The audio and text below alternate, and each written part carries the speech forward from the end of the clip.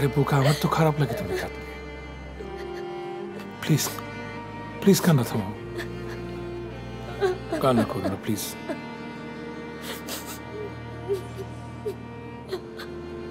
কান্না থামাও। তুমি কাঁদলে আমার আমার খুব খারাপ লাগে। হ্যাঁ, কান্না করো না, তোকে ভালোবাসি, অনেক ভালোবাসি, অনেক ভালোবাসি।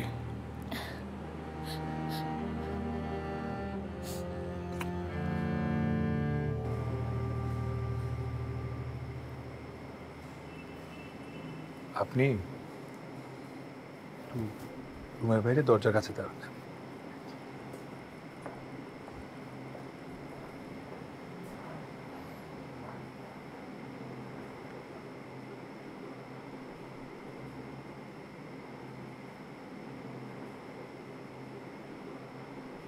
এখন বলো,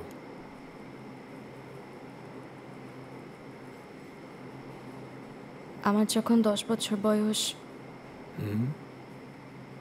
তখন আমার মা মারা যায় অ্যাক্সিডেন্ট করে। একদিন আমার মা গাড়ি চালাচ্ছিল, গাড়িতে শুধু আমি আর মা ছিলাম। ধারণা করা হয় এটা কোনো অ্যাক্সিডেন্ট না, আমার মা ইচ্ছে করে এই কাজটা করছিল, আত্মহত্যা করার জন্য।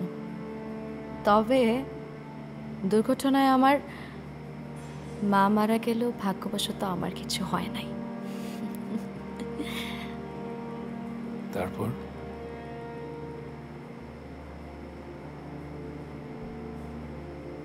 নিজের মায়ের মৃত্যু চোখে দেখার পর আমি খুব ডিপ্রেশনে পড়ে যাই।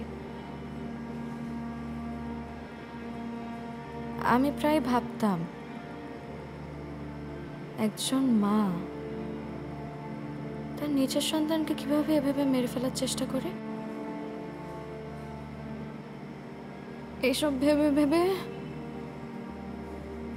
আমি সারাদিন কান্না করতাম, কারোর সাথে কথা বলতাম না, আর সবার সাথে খারাপ ব্যবহার করতাম। আর আমার মনে হতো আমার এসব ব্যবহারের জন্য আমাকে কেউ পছন্দ করে না। এটা সত্যতাও আমি পাই।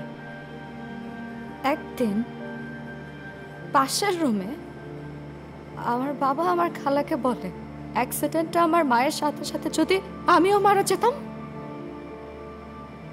তাহলে নাকি খুব ভালো হতো। আমার বাবা খুশি হতো। বাবা সন্তানের বিষয় এটা কিভাবে বলে? সেদিন আমার ছোট্ট দুনিয়াটা ভেঙে একদম চুরমার হয়ে যায়, আর আমি আমার মায়ের সাথে সাথে আমার বাবাকেও হারিয়ে ফেলি।